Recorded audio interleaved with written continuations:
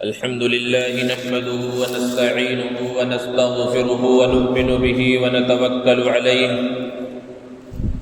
ونعوذ بالله من شرور أنفسنا ومن سيئات أعمالنا من يهد الله فلا مضل له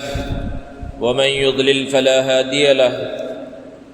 ونشهد أن لا إله إلا الله وحده لا شريك له ونشهد أن سيدنا ومولانا محمدا عبده ورسوله صلى الله تعالى عليه وعلى آله وأصحابه وبارك وسلم تسليما كثيرا أما بعد فأعوذ بالله من الشيطان الرجيم بسم الله الرحمن الرحيم يا أيها الذين آمنوا اتقوا الله حق تقاته ولا تموتن إلا وأنتم مسلمون صدق الله العظيم۔ معزز سامعین کرام، بزرگوں اور دوستوں، رحمتوں اور برکتوں کا ماہ مقدس رمضان المبارک عن قریب آنے والا ہے،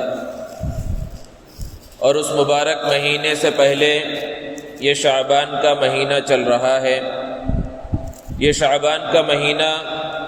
دراصل رمضان کا مقدمہ اور رمضان کی تیاری کے واسطے ہے۔ اسی لیے کہا جاتا ہے کہ اس سے پہلے جو رجب کا مہینہ گزرا تھا وہ مہینہ ہواؤں کے چلنے کا مہینہ تھا، اور یہ موجودہ مہینہ بادلوں کے ابر کے آنے کا مہینہ ہے، اور رمضان کا مہینہ برسنے کا، رحمتوں کی بارش کا مہینہ ہے۔ اور اس طرح بھی کہا گیا کہ رجب کا مہینہ کھیت میں بیج ڈالنے کا مہینہ تھا، اور شعبان کا مہینہ کھیت میں پانی ڈالنے کا مہینہ ہے، اور رمضان کے مہینے میں کھیتی پک کر تیار ہوگی، وہ کھیتی کو کاٹنے کا مہینہ ہوگا۔ 3 مہینے ایک کے بعد ایک آتے ہیں، اور تینوں کی بڑی فضیلت ہے، رجب، شعبان اور رمضان۔ رجب کی فضیلت کے لیے اتنی ہی بات کافی تھی کہ قرآن میں اللہ رب العزت نے 4 محترم مہینوں میں سے اس کو شمار فرمایا، اور شعبان کے مہینے کی فضیلت کے لیے اس سے بڑی بات اور کیا ہوگی کہ پیارے آقا محمد عربی صلی اللہ علیہ وسلم نے اس مہینے کی نسبت اپنی جانب فرمائی۔ اور رمضان کی عظمتوں اور فضیلتوں سے تو مسلمانوں کا بچہ بچہ واقف ہے۔ دوستو، شعبان کا جو مہینہ ہے یہ شعبہ سے نکلا ہے، اور شعبہ کام کے حصے کو کہا جاتا ہے۔ یوں تو اللہ تبارک و تعالیٰ کی رحمت، مغفرت، بخشش اور عطا کے مختلف شعبے پورے سال کام کرتے رہتے ہیں، اور اللہ تعالیٰ مختلف حیلوں اور بہانوں سے بندوں کی مغفرت فرماتے ہیں، لیکن یہ مغفرت اور بخشش کا شعبہ اس مہینے میں کچھ زیادہ ہی کام کرنے لگ جاتا ہے۔ علماء نے بیان فرمایا ہے کہ شعبان کا جو نام ہے تو شعبان یہ 5 حروف سے مل کر بنا ہے، اور یہ 5 حروف 5 الفاظ سے لیے گئے ہیں۔ شعبان کے اندر شین، عین، با، الف اور نون ہے، اور شین سے شرافت مراد ہے، عین سے علو مرتبہ یعنی بلند مرتبہ مراد ہے، با سے بر یعنی نیکی مراد ہے، اور الف سے الفت یعنی اللہ کی محبت مراد ہے، اور نون سے نور یعنی نور ہدایت، ہدایت کی روشنی مراد ہے۔ تو یہ جو 5 الفاظ تھے ان کے پہلے حرف کو لے کر شعبان بنا دیا گیا، اور اس سے اس بات کی جانب اشارہ ہے کہ جو بندہ اس مہینے کے اندر اللہ تبارک و تعالیٰ کی اچھے سے عبادت کرے گا، اللہ کو راضی کرنے والے کام کرے گا، شریعت مطہرہ پر عمل کرے گا، نبی کریم صلی اللہ علیہ وسلم کے فرامین کے مطابق زندگی گزارے گا، تو اللہ تعالیٰ اسے ان 5 انعامات سے سرفراز فرمائیں گے۔ اللہ تعالیٰ اسے شرافت عطا فرمائیں گے، اور جسے شرافت، عزت اور عظمت اللہ عطا فرما دے پھر اسے کوئی ذلیل نہیں کر سکتا۔ اللہ تعالیٰ اس کے مرتبے کو بلند فرمائیں گے، اور جس کے مرتبے کو اللہ بلند فرما دے کوئی اس کے مرتبے کو، اس کی عزت کو گھٹا نہیں سکتا۔ اور تیسری چیز اللہ تبارک و تعالیٰ اسے نیکی کی توفیق عطا فرمائیں گے، اور جسے اللہ نیکی کی توفیق عطا فرما دے وہ دنیا میں بھی کامیاب ہو جاتا ہے اور آخرت میں بھی کامیاب ہو جاتا ہے۔ اور چوتھی چیز اللہ تبارک و تعالیٰ اپنی محبت عطا فرمائیں گے کہ اللہ تعالیٰ بندے سے محبت کرنے لگ جائیں گے، اور جب اللہ بندے سے محبت کرنے لگ جاتے ہیں تو پوری مخلوق اس بندے سے محبت کرنے لگتی ہے اور اللہ اس کی مغفرت فرما دیتے ہیں، جیسا کہ فرمایا یحببکم اللہ ویغفر لکم ذنوبکم، اور اللہ تعالیٰ ہدایت کی روشنی عطا فرمائیں گے، اور یہی اصل چیز ہے، ہدایت کی روشنی کا مل جانا یہی سب سے بنیادی چیز ہے انسان کی کامیابی کے واسطے۔ دوستو، ہمارے سامنے جو دن ہے وہ تین طرح کے دن ہیں۔ ایک وہ دن ہے جو گزر چکا، کل کا دن، اور ایک وہ دن ہے جس میں ہم موجود ہیں، آج کا دن، اور ایک وہ دن ہے جو کل آنے والا ہے، مستقبل میں آنے والا ہے۔ یہی تین چیزیں ہیں، انہی کے اندر ہماری زندگی گزرتی ہے، وہ کل، آج یا پھر آنے والا کل۔ جو کل گزر چکا اب وہ دوبارہ کبھی واپس نہیں آ سکتا۔ جو کل گزرا ہے اگر ہم نے اس میں اچھے سے اللہ کو منایا ہے، اللہ کی عبادت کی ہے، تو اس پر اللہ کا شکر ادا کرنا چاہیے، اس پر اللہ رب العزت اجر و ثواب عطا فرمائیں گے۔ اور اگر وہ کل کا دن ہم نے صحیح سے نہیں گزارا، ہم نے معصیت اور نافرمانی میں گزار دی ہے، تو پھر اللہ کے سامنے توبہ اور استغفار کرنا چاہیے۔ ہمارے قبضے میں صرف آج کا دن ہے، کل کا دن وہ چلا گیا، وہ واپس آ نہیں سکتا۔ اچھا کیا تو نام اعمال میں لکھ دیا گیا، برا کیا تو نام اعمال میں لکھ دیا گیا، لیکن آج کا جو دن ہے وہ ہمارے ہاتھ میں ہے۔ اس میں اللہ نے ہمیں قدرت دی ہے، طاقت دی ہے کہ اس دن کو ہم اچھا بنا لیں، اس دن ہم اچھے اعمال کر لیں۔ تو یہ دن ہمارے ہاتھ میں ہے، ہم چاہیں تو اللہ کو راضی کرنے والے کام کر لیں، اور چاہیں تو برے کام کر کے اپنی آخرت کو برباد کر لیں۔ اور جو کل آنے والا دن ہے اس دن تک پہنچنا یقینی نہیں ہے، کیونکہ ابھی اگلے لمحے کیا ہونے والا ہے ہم اس کی کوئی گارنٹی نہیں دے سکتے۔ اگلے لمحے تک کوئی انسان زندہ رہے گا یا نہیں رہے گا اس کو نہیں بتایا جا سکتا۔ تو کل جو آنے والا دن ہے اس دن تک انسان کی زندگی رہے گی یا نہیں رہے گی وہ انسان کو معلوم نہیں ہے۔ اس لیے جو ہاتھ میں ہے اور جو ہمارے قبضے قدرت میں ہے وہ آج کا دن ہے۔ اس اعتبار سے دیکھا جائے، مہینوں کے اعتبار سے، تو جو کل کا دن تھا وہ رجب کا مہینہ تھا، کہ وہ ایک محترم مہینہ تھا، اس مہینے میں اللہ کو راضی کرنا تھا۔ اگر ہم نے اللہ کو راضی کرنے والے کام کیے، نبی کریم صلی اللہ علیہ وسلم کے فرامین پر عمل کیا، آپ کی سنتوں پر عمل کیا، تو بہت اچھی بات ہے، اللہ کا شکر ادا کرنا چاہیے۔ لیکن وہ رجب کا مہینہ اب واپس نہیں آ سکتا۔ اگر ہم نے اس میں گناہ کیے ہیں، اب ہم چاہیں پھر اچھے کام کر لیں، وہ نہیں ہو سکتا۔ ہاں، گناہ ہو گئے ہیں، غلطیاں ہو گئی، معصیت ہو گئی، نافرمانی ہو گئی، اللہ کے سامنے توبہ اور استغفار کا دروازہ کھلا ہوا ہے، توبہ اور استغفار کر کے اللہ کے سامنے توبہ کر لیں۔ اور آج کا دن یعنی شعبان کا مہینہ یہ ہمارے ہاتھ میں ہے، یہ شعبان کا مہینہ ہمارے سامنے ہے، ہمارے پاس موجود ہے۔ اس کے اندر ہم اللہ کی عبادت کر کے اللہ کو راضی کر سکتے ہیں۔ اور جہاں تک آنے والے کل یعنی رمضان کے مہینے کی بات ہے تو ہمیں دعا کرنا چاہیے، اور نبی کریم صلی اللہ علیہ وسلم نے خود یہ دعا کی، اللہم بارک لنا فی رجب و شعبان وبلغنا رمضان، کہ اے اللہ ہمارے لیے رجب اور شعبان میں برکت عطا فرما اور رمضان تک ہمیں پہنچا دے، تاکہ اس رمضان کی رحمتوں اور برکتوں کو ہم حاصل کر سکیں۔ لیکن وہ رمضان یقینی نہیں ہے کہ اس رمضان تک ہم پہنچ جائیں۔ اللہ سے یہ مانگنا چاہیے کہ جس طرح گزشتہ رمضان ہمیں ملا، اس کی رحمتیں اور برکتیں ہمیں ملی تھی، اور اس سے پہلے کے بہت سے رمضان کی عبادتوں اور اس کے انوارات سے ہم مستفید ہوئے، اسی طرح اس رمضان کی رحمتوں اور برکتوں تک بھی اللہ تبارک و تعالی ہمیں پہنچا دے۔ تو ہمارے سامنے یہ شعبان کا مہینہ ہے اور یہ ہمارے ہاتھ میں ہے، ہم چاہیں تو اللہ کی عبادت کر کے اس میں اللہ کو راضی کر سکتے ہیں۔ حدیث مبارکہ میں ہے کہ نبی کریم صلی اللہ علیہ وسلم اس ماہ مبارک میں یعنی شعبان کے مہینے میں جتنی کثرت سے روزہ رکھتے تھے، کسی اور مہینے میں رمضان کے علاوہ اتنی کثرت سے روزہ نہیں رکھتے تھے۔ حضرت عائشہ صدیقہ رضی اللہ تعالی عنہا فرماتی ہیں کہ کبھی آپ روزہ رکھنے لگتے تو مسلسل رکھتے رہتے، ہمیں گمان ہوتا کہ شاید اب آپ افطار نہیں کریں گے، یعنی اب آپ کوئی روزہ نہیں چھوڑیں گے، مستقل روزہ ہی رکھتے رہیں گے۔ اور کبھی ایسا ہوتا کہ آپ روزہ رکھتے ہی نہیں مسلسل، یہاں تک کہ ہمیں گمان ہونے لگتا کہ شاید اب روزہ نہیں رکھیں گے۔ اور ایک حدیث میں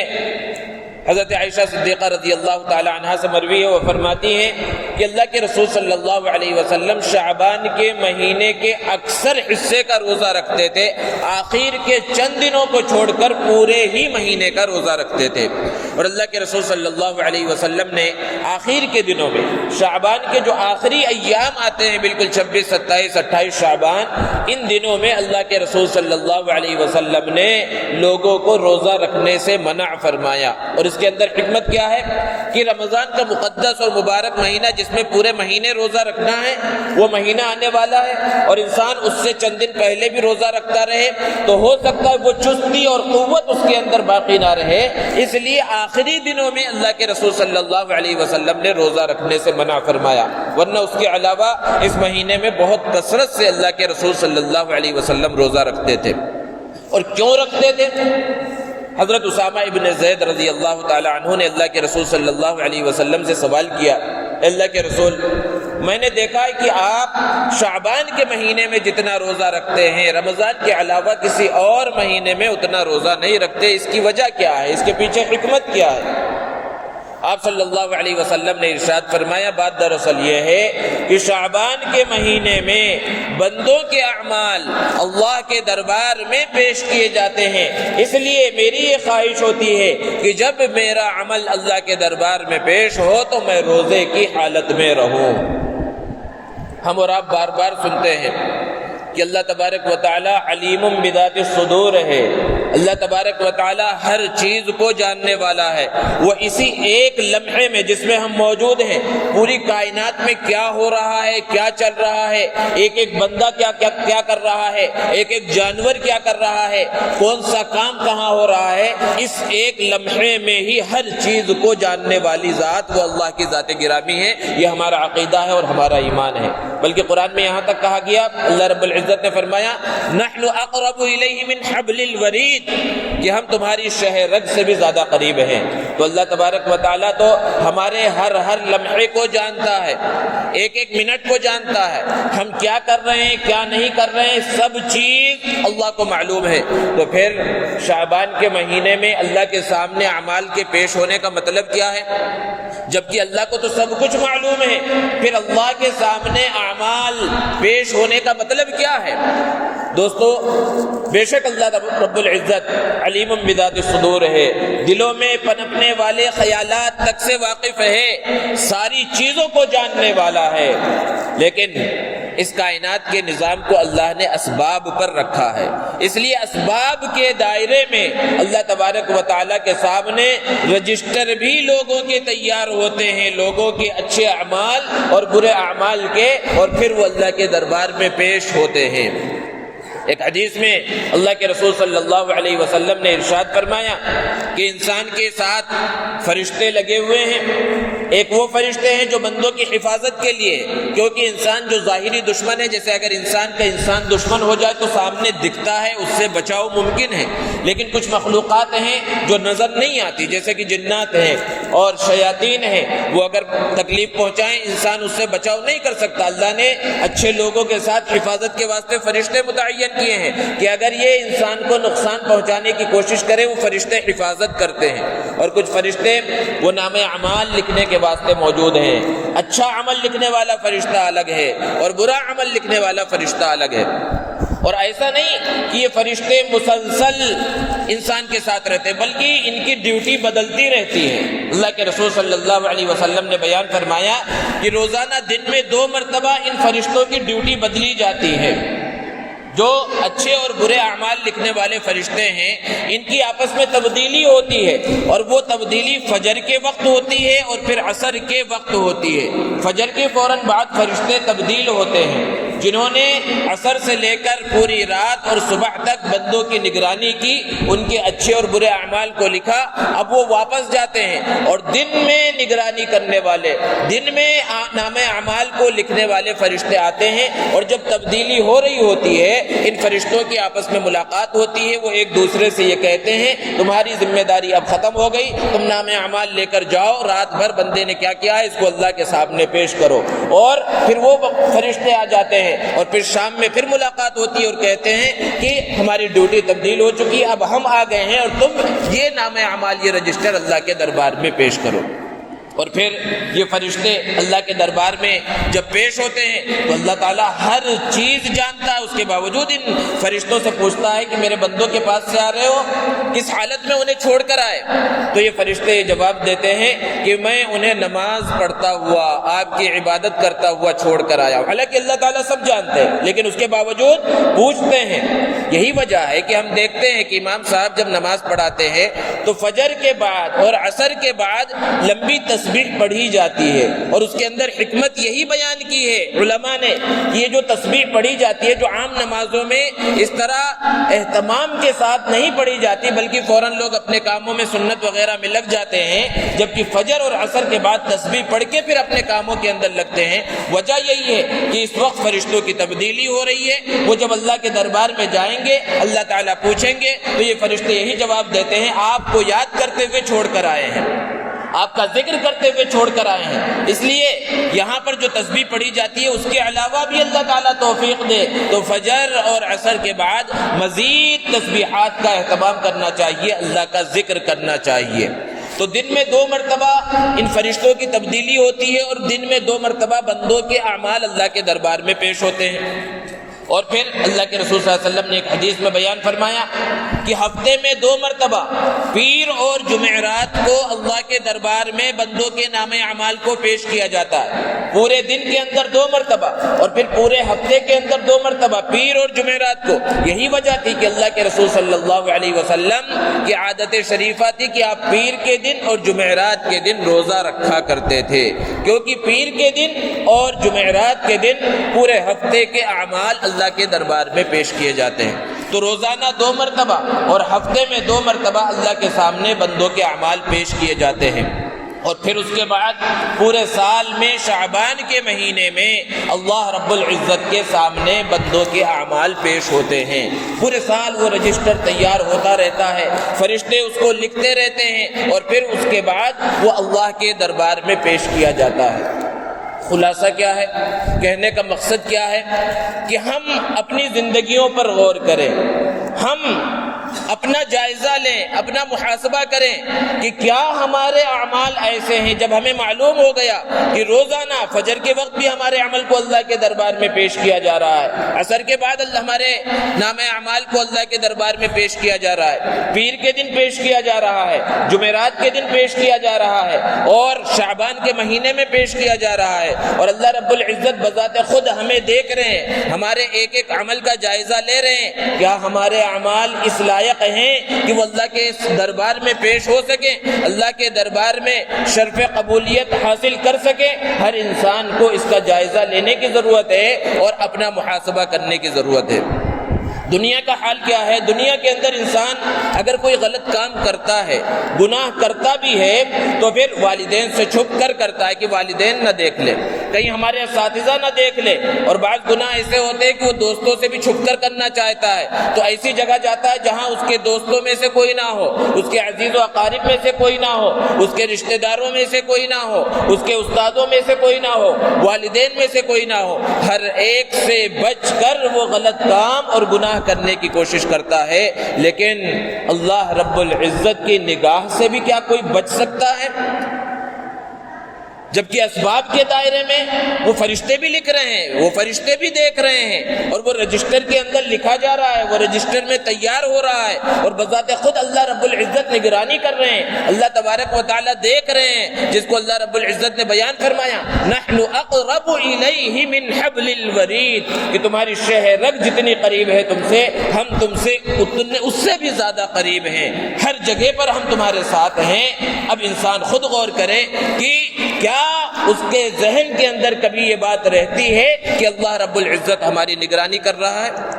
غلط کام کرتے وقت کبھی یہ خیال آتا ہے کہ اللہ تبارک و تعالی ہمیں دیکھ رہے ہیں، اللہ تبارک و تعالی ہماری نگرانی کر رہے ہیں، جبکہ اللہ رب العزت ہر چیز کو دیکھ رہا ہے۔ اب جیسے زمانہ ترقی کر رہا ہے، جگہ جگہ پر کیمرے لگ رہے ہیں، لوگ اب کیمرے سے بھی ڈر رہے ہیں، پہلے لوگوں سے ڈرتے تھے، اب غلط کام کرتے ہوئے، چوری ڈکیتی کرتے ہوئے اور بھی کوئی غلط کام کرتے ہوئے کہ کہیں کیمرے کی آنکھ تو ہمیں نہیں دیکھ رہی ہے، کہیں یہاں کوئی کیمرہ تو نہیں لگا ہوا ہے۔ وہ سب سے بڑا کیمرہ جس میں ہر چیز ریکارڈ ہو رہا ہے وہ اللہ رب العزت نے لگا دیا ہے، لیکن اس کیمرے کی ہمیں فکر نہیں ہے۔ وہ اللہ کے دربار میں ایک دن ہمارے اعمال کو پیش ہونا ہے، ہم کو پیش ہونا ہے، ہماری ساری چیزیں وہاں پر پیش ہوں گی، ہم نے کیا اچھا عمل کیا ہے، کیا برا عمل کیا ہے، وہ سب اللہ کے دربار میں پیش ہونا ہے، لیکن ہمیں اس کی فکر نہیں ہے۔ وجہ کیا ہے؟ ایمان کی کمزوری ہے۔ وہ یقین جو ہونا چاہیے تھا اللہ کی ذات پر کہ اللہ تبارک و تعالی ہماری نگرانی کر رہے ہیں، اللہ تبارک و تعالی ہر حال میں ہمیں دیکھ رہے ہیں، اس یقین کی کمی ہے، جس کو اللہ رب العزت نے قرآن مجید میں بیان فرمایا وَأَمَّا مَنْ خَافَ مَقَامَ رَبِّهِ وَنَهَى النَّفْسَ عَنِ الْهَوَىٰ، کہ انسان کی جب یہ کیفیت ہو جائے، تقویٰ اس انداز میں اس کے دل و دماغ کے اندر پیدا ہو جائے جس کو کہا گیا کہ اپنے رب کے سامنے کھڑے ہونے سے ڈرے۔ کوئی سا بھی عمل انسان کر رہا ہو، یہ سوچے کل کے دن اللہ کے سامنے کھڑے ہو کر اس کا جواب دینا ہے، اور اپنے نفس کو ان خواہشات سے اور ان غلط کاموں سے بچا لے۔ یہ تقوی کی بنیاد ہے، یہ اصل تقویٰ ہے۔ اگر یہ کیفیت حاصل نہیں ہو رہی ہے تو پھر انسان گناہ پر گناہ کرتا چلا جاتا ہے، وہ غلطیوں پر غلطیاں کرتا چلا جاتا ہے، اور اس کے نام اعمال کے اندر گناہ پر گناہ لکھے جاتے رہتے ہیں۔ تو سب سے بنیادی چیز کہ وہ کیفیت پیدا ہو جائے کہ اللہ تبارک و تعالی ہمیں ہر حال میں دیکھ رہے ہیں، اور اللہ رب العزت کے سامنے کھڑے ہو کر ہمیں اس کا حساب دینا ہے۔ یہ کیفیت جب پیدا ہو جائے گی تو پھر اس کے بعد انسان کامیاب ہوگا، گناہوں سے بچے گا۔ لیکن ہم خود اپنی ذات پر غور کر لیں کہ مسجد میں آتے ہیں تو ایسا محسوس ہوتا ہے،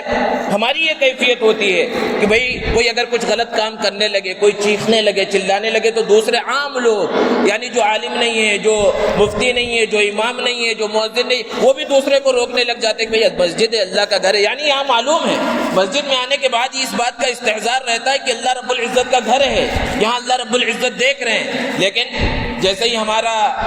قدم مسجد سے باہر نکلتا ہے تو اگرچہ اس زبان سے، منہ کی زبان سے تو ہم نہیں کہتے کہ اللہ تبارک و تعالی اب یہاں سے ہمارے ساتھ نہیں ہے، اب اللہ کی نگرانی ہمارے ساتھ نہیں ہے، لیکن اپنے عمل سے ہم یہی کر کے دکھلا رہے ہوتے ہیں کہ اللہ کی ذات وہ مسجد میں ہمیں دیکھ رہی تھی، اب مسجد کے باہر ہم جو چاہے کریں، تجارت جس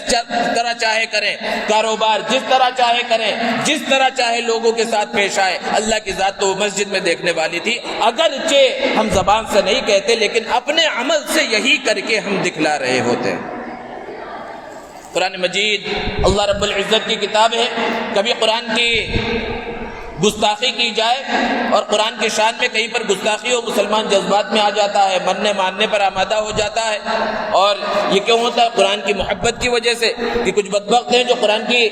گستاخی کر رہے ہیں اور قرآن کی شان میں نازیبا کلمات کہہ رہے ہیں، تو ان سے لڑائی پر، مرنے ماننے پر آمادہ ہو جاتا ہے۔ بہت اچھی بات ہے، یہ ایمان ہے، اور ایمان کا جو جذبہ ہے اس کی وجہ سے یہ کیفیت پیدا ہوتی ہے۔ لیکن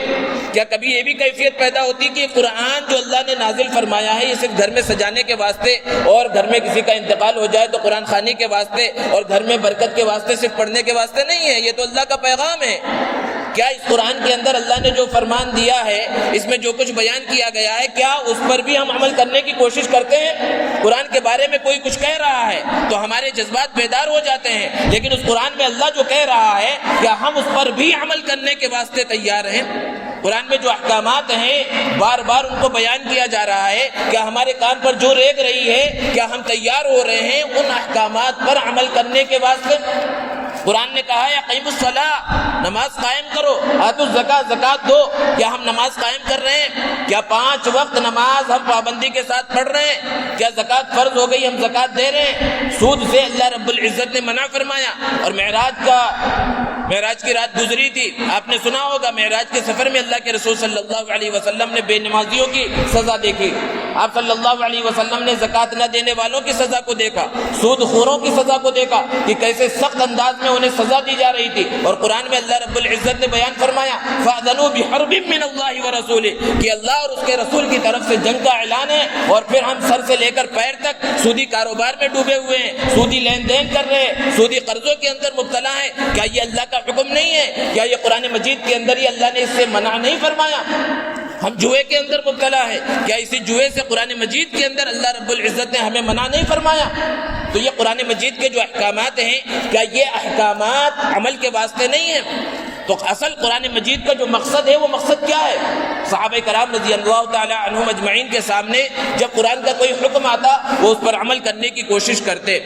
کسی چیز کے بارے میں وعید بیان کی جاتی تو وہ سخت ترین پریشانی کے اندر مبتلا ہو جاتے اور ایسے گناہوں سے بچنے کی کوشش کرتے۔ ہمارا حال کیا ہے؟ ہم اپنا جائزہ لیں، ہر انسان اپنا محاسبہ کرے کہ ہمارے سامنے اچھے اعمال کے فضائل بیان کیے جاتے ہیں اور اس کے درجات کو بیان کیا جاتا ہے کہ عمل کرو گے اتنا ثواب ملے گا، جنت میں اتنا بڑا مقام و مرتبہ ملے گا، لیکن ان اعمال کی طرف رغبت ہمارے دلوں میں پیدا نہیں ہوتی۔ گناہوں کی سزا کو بیان کیا جاتا ہے کہ بے نمازی کی یہ سزا ہے، زکوٰۃ نہ دینے والوں کی یہ سزا ہے، سود کھانے والوں کی یہ سزا ہے، زنا کرنے والوں کی یہ سزا ہے، قتل کرنے والوں کی یہ سزا ہے۔ زنا کی کیسی کیسی سزا نہیں بیان کی گئی؟ اور معراج کے سفر میں اللہ کے رسول صلی اللہ علیہ وسلم نے زانیوں کی سزا کو دیکھا، سخت ترین سزا کے اندر انہیں مبتلا کیا جاتا ہے۔ قرآن میں ان کی سزا کو بیان کیا گیا کہ اگر اسلامی حکومت ہو تو انہیں کیسی سخت ترین سزا دی جائے، لیکن ہم اپنے معاشرے کا جائزہ لیں کہ کس طرح مسلمان، کس طرح ہمارے نوجوان اس بیماری کے اندر مبتلا ہیں، زنا اور جو زنا تک پہنچانے والے کام ہیں ان سارے کاموں کے اندر مبتلا ہیں۔ اس کی سزا کو اللہ نے بیان فرمایا ہے، نبی کریم صلی اللہ علیہ وسلم نے اس کی وعید کو بیان فرمایا، لیکن کیا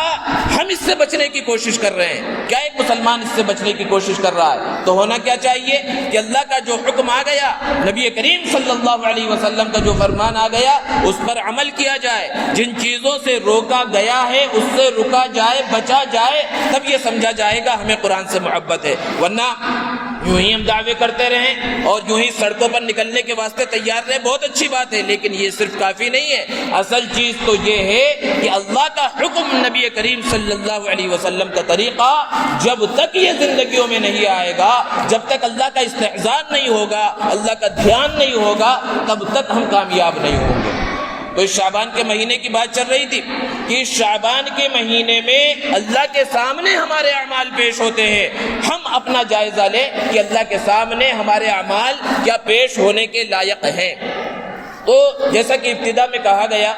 کہ یہ شعبان کا مہینہ دراصل رمضان کا مقدمہ ہے اور رمضان کی تیاری کے واسطے ہے۔ تو رمضان کا جو مبارک، محترم اور مقدس مہینہ آنے والا ہے، سب سے پہلے تو یہ دعا کرنا چاہیے کہ اللہ تبارک و تعالی عافیت کے ساتھ، صحت اور سلامتی کے ساتھ ہمیں اس مہینے تک پہنچا دے اور دنیا کے حالات کو درست کر دے، وبائی بیماری کا خاتمہ فرما دے اور ہم صحیح سالم انداز میں رمضان کا استقبال کریں۔ اس کے ساتھ ساتھ رمضان کی تیاریاں بھی کر لینا ہے۔ رمضان کے آنے سے پہلے رمضان کے لیے تیار ہو جانا ہے۔ اور کیا تیار ہونا ہے؟ کہ جیسے رمضان کا مہینہ ختم ہونے کے بعد جو دن آتا ہے وہ عید کا دن، خوشیوں کا دن ہوتا ہے، لوگ کپڑے وغیرہ بناتے ہیں، تو یہ سب کام ایسے ہیں جو رمضان میں کرنے کے نہیں ہیں۔ ہونا یہ چاہیے کہ ان سب کاموں سے، یہ شعبان کے ایام باقی ہیں، ان میں ان سب کاموں سے فارغ ہو جائے اور رمضان کے جو مقدس ایام ہیں، مقدس راتیں ہیں اور اس میں طاق راتیں ہیں، جو شب قدر ہیں، اس کے اندر ان شاپنگ مالوں کے چکر لگانے اور ادھر ادھر گھومنے کے بجائے